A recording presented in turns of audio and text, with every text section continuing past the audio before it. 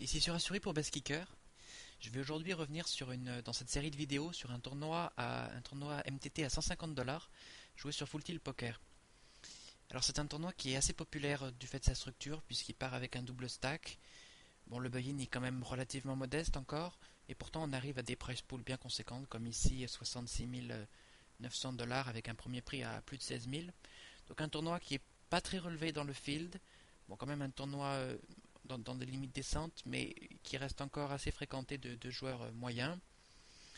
Bon, avec une structure assez sympathique, avec des blinds qui augmentent lentement, des ante qui arrivent assez vite.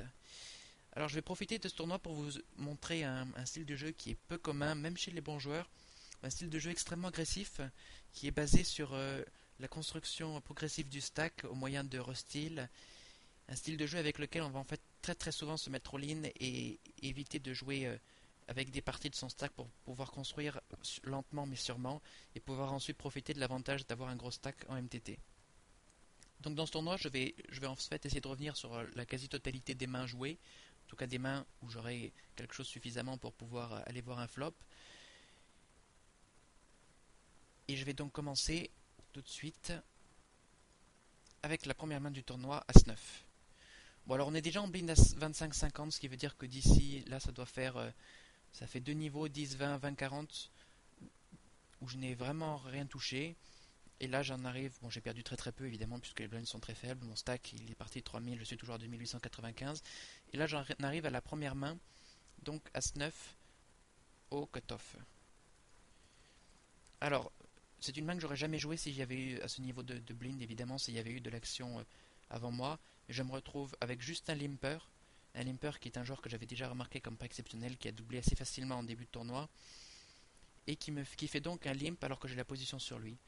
Donc ce que je vais faire, c'est que je vais tenter une première agression sur cette main, et je relance très élevé à 250, parce que là j'ai besoin de ma fold equity pré-flop. Je dois éviter de donner des cotes ici à des pocket pairs qui pourraient coller et venir chercher un tirage. Bon, à la limite, ce serait pas un super call d'une pocket pair ici, puisqu'avec As-9, comme je suis loose, je donne pas une cote implicite fantastique. Mais bon, de cette façon-là, je peux faire folder pré-flop. Et sinon, si je reste à 150, je vais être collé par Anitou. Je vais avoir un pot très très faible et totalement très difficile à jouer avec une main comme As-9 où je vais être collé sur le premier barrel sur un petit pot pratiquement systématiquement. Donc là, les joueurs derrière moi lâchent tous. On revient à Shrizly qui lui décide de payer. Alors, le flop, bon, il est très très bon pour moi tout de même. J'ai 9-5-2, je flop ma top pair avec mon top kicker. Alors, parmi les mains qu'il peut avoir ici, bon, il y a très probablement la pocket pair. C'est vraiment le plus typique de sa range. S'il a